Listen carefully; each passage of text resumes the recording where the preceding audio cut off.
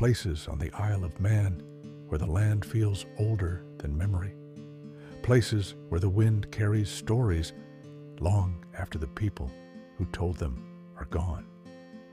One of those places stands on a lonely stretch of road near Crosby, the ruins of St. Trinian's Church. Most people pass it without stopping. A broken church, a missing roof, stone walls slowly surrendering to time. But according to Manx legend, the roof did not fall from age. It was torn away, and whatever did it was not human. The creature was called the Buggane.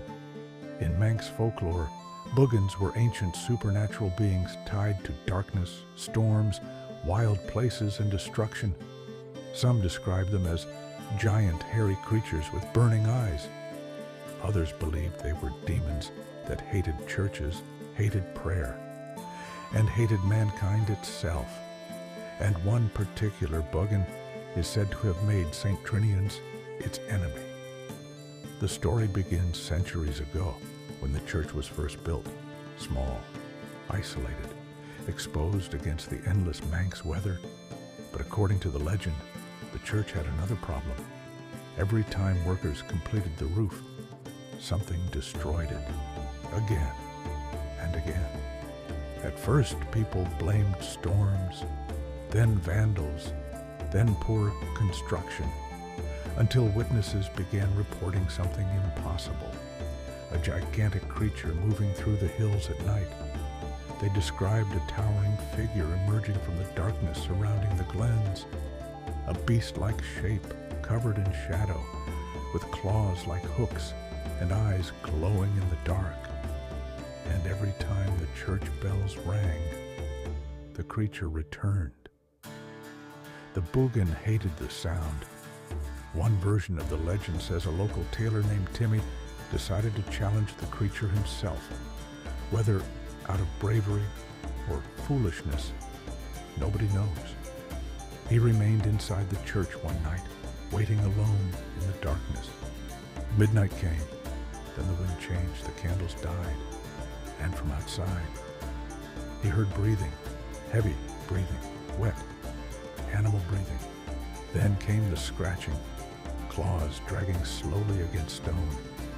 Timmy looked toward the doorway and saw it. A massive black figure filling the entrance of the church.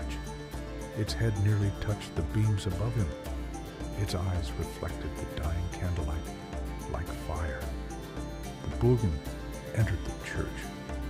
Some stories claim the creature roared loud enough to shake the walls themselves. Others say it never spoke at all. It simply stared at him, watching, waiting.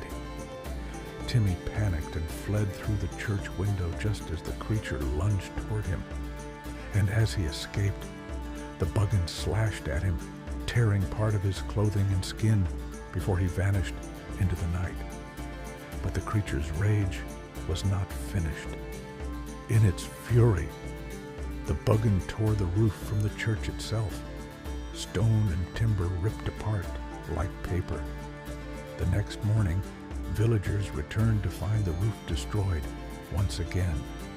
And according to the legend, no roof would ever remain standing there for long. But the story of the Buggane did not end at St. Trinian's, because according to older Manx folklore, the creature would eventually face one of the greatest legendary warriors of Celtic mythology, Fionn MacCumhail. Known as a giant among men, Fionn was said to possess impossible strength and supernatural wisdom. And somewhere within the wild places of the Isle of Man, the Buggane challenged him.